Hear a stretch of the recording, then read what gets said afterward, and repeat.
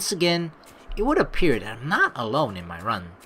Emmy has apparently been here for some time. Oh, it's you! I'm surprised to see you again. Things seem to be set on mirroring yesterday's run. That is, I seem to be struggling, while Emmy moves with an effortlessness that I find enviable. It's incredibly bothersome to be so easily worn out. This is where I gave out yesterday. Oh, then we gotta take at least one more step, you know? Then it feels like at least we've improved by one extra step. Was I able to do more? Come on, we gotta do it. We gotta push ourselves. She's so fast. How the hell does she keep... Oh, I knew it. I knew it. What? No. Don't panic. Do you need me to get the nurse? I close my eyes, shutting out the outside world. Oh no, are we gonna die? My heart struggles to regain its rhythm. Slowly, the pain in my chest begins to subside. Right, you are coming with me. You've got to see the nurse. What's up, people? I'm continuing my productive snow day off with some more Katawa Shoujo. Nurse! Emmy crashes into his office without knocking, but it doesn't alarm the nurse in the least. Good morning, Sunshine. What's up? Sunshine? Anyway, he calmly sips from his coffee mug, but lays it down after following Emmy's gaze to me, looming in the doorway. Hisao? What brings you here? We were running, and he stumbled over and started grabbing in his chest, and I... Easy there, Emmy. Calm down. Hisao, what happened? I don't know. We were running, and then my chest started hurting like that time before, but it went away after a few seconds. It was just a flutter or something. The nurse frowns, as if to say that just a flutter is some kind of oxymoron. I didn't mean quite this when I suggested to get some exercise. You've got to be more careful, Hisao. Didn't I tell you he was gonna scold us? Like, yeah, you got to have the exact, precise amount of exercise. A little bit too much, yeah, that's gonna kill you. Too less, that's gonna kill you too. I was being careful. Come to think of it, I just got into a race with a member of the track team. Doesn't seem like a as well reasoned as I thought it would. You just... what? That is... I was racing Emmy. Emmy? Is this true? Emmy fidgets, looking adorably contrite. Well... Finally, she can't seem to bring herself to say it aloud, and merely nods. The nurse sighs, and rubs at his forehead with one hand tiredly. He's like, oh, I gotta deal with this shit again. Emmy, you've got to be more sensitive to the limits of others. I don't know if he told you, but Hisao has a bad heart, and getting him to race you was incredibly irresponsible. Actually, I started it. The nurse is stunned by my statement. You what? We were just running, and Emmy started to pull ahead, and so I sped up to catch up to her. The nurse stares at the ceiling, mutters a prayer for patience to some god of another, and looks back down at the both of us. So, you're both stupid. That's a comfort, I guess. Now, come on, Hisao. I've got to make sure your heart's not going to explode or something. I dutifully obey and follow him to the adjacent room where we ascertain that I am, in fact, not going to keel over and die. So, how does it feel? I don't know. Nothing much. Tired, but it might just be from the exercise. You should stay here for a few hours and rest. We'll see how you feel after that. I'm not going to object, so I lie down on the infirmary bed. Dang. This school's... yeah, I mean, it's kind of expected, like, of this school's nurse office or infirmary or whatever to have to be more elaborate, to be bigger than the normal ones at normal schools, I guess. Even though I can't even think of any of the schools that I've been to that actually had a nurse office or doctor's office at all, actually. Which is strange to think about. What if something happened to me? Not that I'm sick or anything, but, it's a comforting thought to know that if something were to happen, there's a nurse's office nearby. Man, I've gone through my whole life without that. Well, luckily never anything happened to me, I guess. A thoroughly miserable Emmy comes in after getting an earful from the nurse in the other room. I couldn't hear what he said through the closed door, but I'm sure it wasn't pleasantries. Look, I'm really, really sorry. I should have been more careful. Hey, you didn't know? It's not your fault. She looks awfully down and sorry, and my reassurances don't do anything much to cheer her up. I want to make it up to you. Again with that decisive nod. So, you have to come to lunch with me. I'll bring it for you, okay? Something really, really good. I start with a, you don't have to, but then shut up and just nod at her when I see her face. Good. We meet on the roof. We? Yep, the weather's nice now, so the roof's a great spot for lunch, I see. Damn it, here I was thinking for a second that we're gonna have lunch in bed, cause I thought I was still sort of bound to having to lay in the infirmary bed for a while. You'll come, right? You wouldn't deny me the chance to make it up to you. Of course not. Great. See you there. I stay afloat somewhere between asleep and awake, feeling completely drained. Oh, that's the worst state to be in. Like, not quite awake, not quite asleep either, but you still feel that you're not in deep sleep, You're still a little bit aware of your surroundings and whatnot. That's not a nice place to be in if you're trying to get into deep sleep, right? If you're just closing your eyes for a second and just taking a quick nap, then that's alright. But if you're trying to get a deep night's sleep, and sometimes I have some of those nights where it just ain't gonna happen, and then yeah, it sucks to be in that, especially because I'm in that state for like 4 hours, and then like the last 2 hours or something before I actually have to wake up, before my alarm goes, and it's like, you want some deep sleep? Right, here you have it. Only 2 hours though. Not only my body, but all of me is limp and paralyzed, apart from my senses.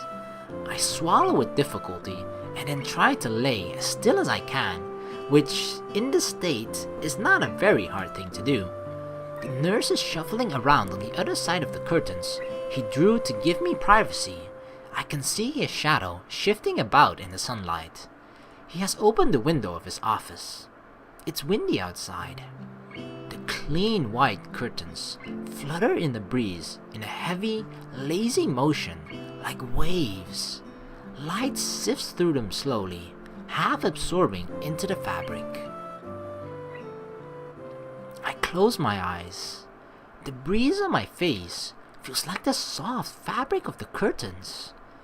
I listen to the sound of my heartbeat for a moment, trying to shut out the sound of the nurse tapping away on his computer and my own heavy breathing. It's steady. Damn it. Not even a week, and I end up like this again. I really screwed up this time. Should have known better than to play the half-baked sports star in front of a real one. And why did I try to act brave? Like that heart flutter was no big deal, even when it was obvious that it was. It was just a reflex, to push it away, to keep it inside. I didn't want it to happen. I didn't want Emmy to see it. Stupid, stupid, stupid. I have to be more careful, or I will end up in the hospital again, or worse. Please don't be worse. That's my final thought before I give in to the tiredness.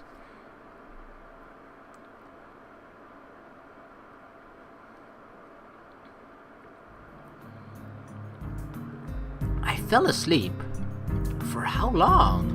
What time is it? Oh no, don't miss the lunch date. Is it actually a date? It's just sort of a trying to make up for the stupid mistake that I made date. Never had one of those dates before though. I'm feeling a little lightheaded and I keep blinking compulsively. Pushing the curtain aside, I squint my eyes against the unfiltered light pouring in from the window. The texture of the canvas feels nothing like the wind did before. The nurse looks up from his work, sitting exactly where he was before, and before we were only asleep for 5 minutes. How are you feeling? I can't really tell, so I don't answer anything. I'm feeling kinda groggy from falling asleep at such a weird time. Hopefully I don't look too weird. What time is it? Me croaking the question to gain some orientation, the nurse looking at his wristwatch before answering.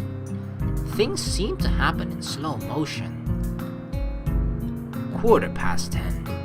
I tried to think for a moment what that means, but I'm not really sure. You didn't answer my question, Hisao. Oh, fine. Climb down from that bed then, and let's see how you are doing. Don't... I tried to do exactly that, only to sway dizzily when I moved too fast. The nurse moves to support me by an arm and sighs. Okay, this is actually what I want to know for sure. Like, I want to know the feedback on the doctor from this, because I've had this happen too, where you just stand up too fast, and then the world sort of, I don't know, it feels wobbly, and you kind of get disoriented, and your eyes sort of, I don't know, it either turns hazy or a little bit black for a little while, and just like, holy crap, and you just have to like try and find something to hold on to, and then after a couple seconds it fades, but it's still a creepy and scary feeling. Stand up too quickly, is what I was going to say. Just sit there. I'll check your pressure to make sure. Okay, it doesn't seem like it's that big of a deal. I was thought like, oh no, what's wrong with me? But I guess it's a normal thing. My good intentions sure lasted for a long time. I shut up, embarrassed with myself, while the nurse gets busy with an old-fashioned contraption and my arm. After a couple of minutes, he puts it away, looking neither pleased nor unhappy. You're alright. Head stop spinning? Yeah, good. And how are the contents doing?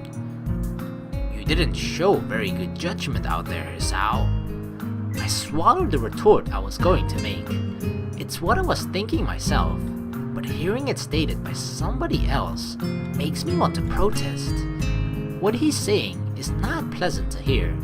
Doesn't make him any less right though. No, sir. He nods, still looking as neutral as he was before. It would be easy to be angry at him if he said, "Told you so," or something, but he doesn't. I can try and help you to keep your health, but ultimately, the last call lies with you. Hopefully, this little episode will be something that'll remind you of that. Here, a note for your teacher, to avoid an interrogation. I take the slip of paper he's offering, and then make my leave, as I can't think of anything else to say, nor even really want to. Stay out of trouble, you hear me? I don't think it was anything but a scare, but next time, could be different. I hear you.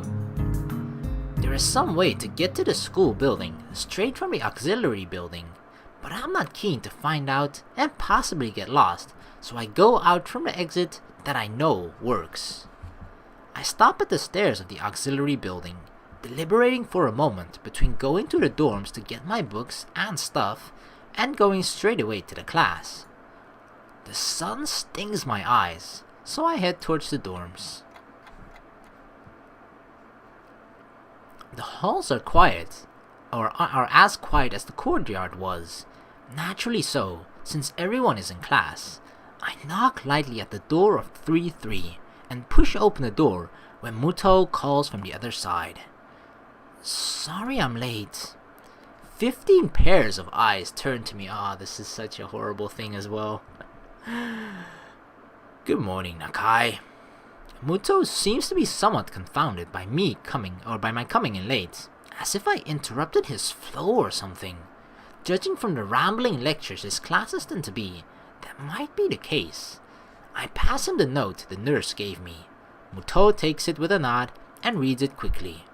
He lifts his eyebrows and gives me a kind of stern look, but doesn't say anything, just nods solemnly again. I shrug, and he gestures at me to run along, so I naturally do. The class goes on lazily. I think I'm starting to get into the rhythm of the school. I have even stopped worrying about taking notes and being overly attentive. The first days, I was pretty high-strung in class, so that's how it always goes. You try your best, try your hardest, even if it's like the beginning of a new year, like this year is gonna be different. I slacked off the entire last year, I made it by like the skin of my teeth, but this year is gonna be different. And then after the first week, you're just going back into your normal rhythm of like slacking and whatnot, and just like notes, don't want to waste the ink, you know. Muto finishes his lecture about electricity early, but continues without a pause about the festival. So, as you know, the festival is on the day after tomorrow. I hope everyone's projects are going to be successful this year. Have a good time, but also, come Sunday, please keep the meaning of this festival in your minds. Games and fried food! Everyone burst out in laughter, and so do I. Yes, thank you, Mikado. But what I meant was more... The remainder of his sentence is buried beneath the ring of the lunch bells, and everyone starts packing their things. Muto deliberates for a moment, but since almost nobody seems to pay attention anymore, he gives up and sits down.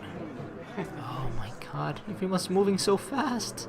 It's crowded in the hallway, or as crowded as hallways in the school probably get. Most of the students seem to be heading down for the cafeteria. Normally, I join the flow and grab a lunch myself, but today is different. Today I've been invited to lunch on the roof. Oh yes, an odd location, but that's where I was told to go. Fortunately, I managed to find shelter from the storm in the lee of the classroom door. Eventually, the torrent subsides and I step tentatively out into the hallway, only to be met by Emmy, who comes flouncing down the hallway like a cannonball. Oh no. Hey, hi Hisao, great timing. I have super extra lunch today, as promised. Let's go upstairs. The stairway to the roof is a little dilapidated, but it's clearly been used recently. At the top of the stairs is a door, complete with missing padlock. I wonder who the intrepid individual was that removed the lock. It was Emmy. Emmy shoves the door open and steps beaming into the sunlight. Ah, the light. It hurts. What? Suddenly a tall, dark stranger appears out of nowhere, standing imposingly in front of us. Emmy flinches back, almost falling back down the stairs. Eek!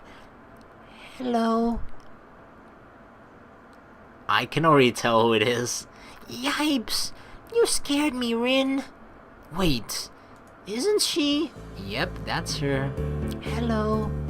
Noticing that Rin is speaking to me, Emmy looks curiously at me. You two know each other? I look confusedly at Emmy. She's that friend of yours? Rin has turned her gaze towards the clouds drifting above the school. I didn't know you knew this person, Emmy. The awkward silence lasts for only a few seconds until Emmy lets out a tiny giggle, shrugging the coincidence off. I invited Hisao for lunch. If you know him, that's just better. Oh, does that mean I don't get food? Or did you invite him for lunch without the lunch? Only invited me for spending time with you guys, watching them eat? Wow, that's fun.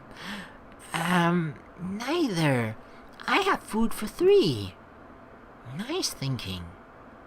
They walk to the other end of the roof while I stay at the clock tower for a while, taking in the atmosphere. There's nobody else but us here. I guess the roof is not as popular as it is in other schools. A few rundown benches and tables are scattered around the edges, perhaps in an attempt to make the rooftop look less desolate. The small pebbles covering the roof rattle beneath our feet. I peek through the chain link fence to take a look at the school grounds and beyond. Students are rolling in pairs and groups around the quadrangle and at the cafeteria. A few delivery trucks are driving past the school towards the convenience store nearby. Somewhere a watchdog barks at a passerby. Somehow, when I look towards the town center, the small town feel strikes me very strongly, almost palpable. The hectic lifestyle of big metropolises seems so far away and foreign here. Nobody has to run to catch a bus like their life depended on it, or get their senses overloaded by the neon lights and traffic jams. I feel surprisingly optimistic about this new life of mine, looking at my new hometown, even if it's going to be mine for only one short year. Finding out about my illness and having to move away from home all came so suddenly. I haven't had time to think about how I feel about it. When I step out of the shadow of the clock tower to the open, I feel warmth touching my back. The sun shines from a perfectly clear cerulean sky. A cool breeze sweeping over the rooftop makes me shiver, but only briefly. The wind carries the scent of trees and flowers, not smog and car exhaust like it used to just a few weeks ago. Emmy settles on a bench with Rin in tow and produces one big and two small lunch boxes from her bag. "Come on, Hisao, what are you waiting for?" She is beckoning me to join them, making room on the already small bench. Move aside. I sit myself on the corner of the bench to take as little space as possible. Oh, that's such a me move as well. It's like, oh my god. I would sit as well, like I would sit on the very edge of the corner and just like, yeah, no, don't worry. I can sit on one butt cheek, that's fine. Yeah, I'm comfortable, what are you talking about? It's pretty cramped, but somehow all three of us fit on it. Impressive view. Emmy suppresses a giggle and places a lunchbox in front of Rin and places another lunchbox to me. Here you go. Lunch as promised. Homemade, no less. I'm impressed. Wow, this looks really good. Thanks. I'm making myself when I can. Conversation dies off as I set about the business of feeding myself.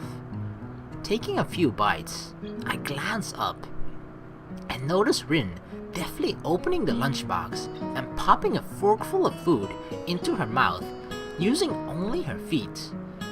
Even though I've seen it before, I can't help but be impressed at her dexterity. That's what makes me think even more that she's lost her hands probably from birth or very early on, because it's just so impressive how she does daily tasks with just her feet. Like, oh god. Like, my feet are practically useless besides the fact of walking. I can't do anything else with it. It's also a reminder of the sort of place I am in right now. Will I ever get used to sights such as this? I can't decide if getting used to such a thing would be a good thing or a bad thing either. Doesn't getting used to this place mean that I'm giving up on being a normal person? Or does it just mean that I'm becoming more understanding about those around me? I'm distracted from my thoughts by the sight of Emmy tearing into her lunch as if it had insulted her ancestors. What did you say about my mama? Hum, hum, hum. You seem pretty hungry. Emmy looks up, mouth half full, and swallows before nodding. My morning run always works up an appetite, which is great, because then I burn through lunch pretty quickly. Helps me keep my girlish figure. what would happen if you'd lose it? Would you become a man? Oh, Rin, I very nearly choke on my lunch, trying not to laugh. It's a figure of speech. Does your figure have to run in the mornings too? Do you always talk like this? Talk like what? Like what? I think that answers my question. Never mind. So, I struggle to think of small talk and settle on the obvious question. How do you two meet? Rin seems content to let Emmy answer this question. Someone in the housing department thought that we'd complement each other well, so we were assigned rooms next to one another. Oh my god, that's like the classic thing, or sort of the thought that I had earlier. Oh, Shizune is missing, or her ears aren't working, whereas Lily doesn't have eyesight. So those two are perfect complement each other, right? And here that person must have thought the same, like, Rin doesn't have arms, Emmy doesn't have legs. Let's pair them together. Complement each other? Like shoes and a suit. Huh? Emmy giggles at my confusion. Put us together, and we've got all of our limbs. Get it? Ah. So I started helping Rin get ready in the mornings, and that was that. I mean, you can't help someone get dressed every morning and not get along. I see. Rin chooses this moment to interject. I have trouble with shirts. Right. That seems fairly obvious. Really? Kind of? This isn't helping, but at least Emmy seems to find the whole thing funny. That, combined with the fact that Rin is genuinely curious, makes me feel slightly better, and yet confused. I mean, you've got no arms, so, putting on a shirt seems like one of those things that would be difficult. You know what? I'm just going to stop talking now. It'll save me a lot of trouble in the long run. Rin nods in what I suspect is meant to be a sage manner. I see. The conversation dies as I turn my attention back to my lunch. It's really quite good. Emmy finishes her lunch first and makes a contented noise. Ah, that was good. As she busies herself with cleaning up her lunch, Rin speaks up. I'm thirsty. Oh, I almost forgot about that. Sorry. With a flourish, she reaches into her bag and removes a trio of juice boxes. Oh, juice boxes. Yes. She tosses me one that appears to be cranberry juice, one to Rin that appears to be some kind of strawberry milk, complete with pink color scheme, and keeps an equally pink box of some kind of fruit punch for herself.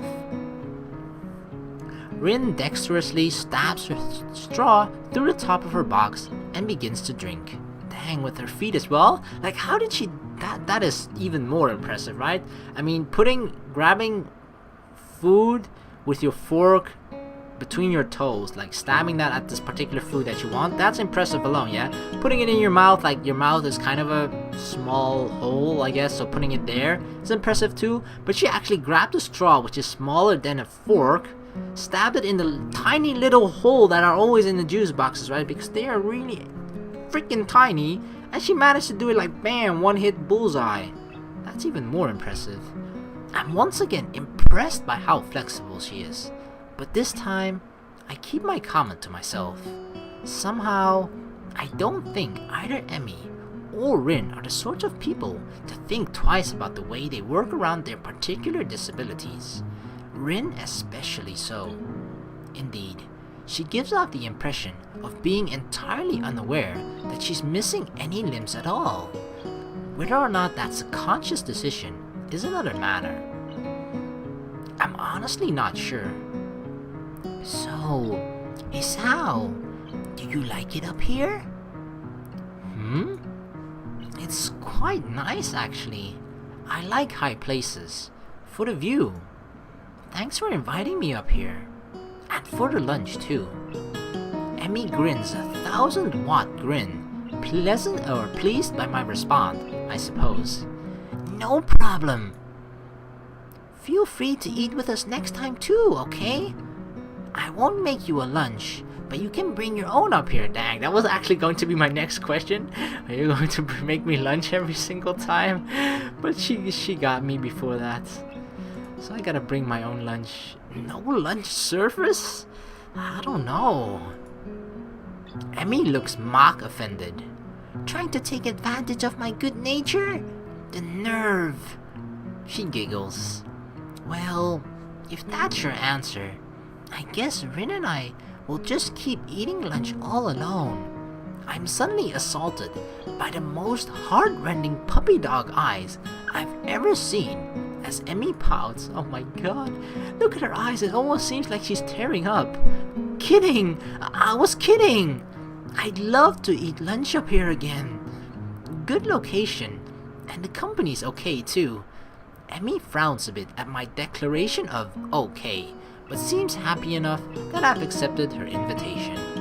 I guess this makes us friends now, or at least acquaintances. The lunch bell rings, signaling a return downstairs.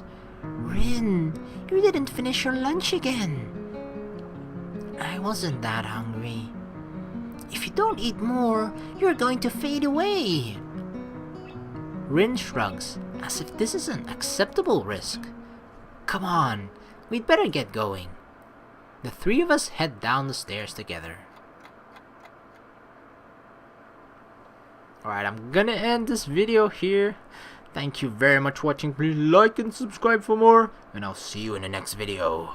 Peace.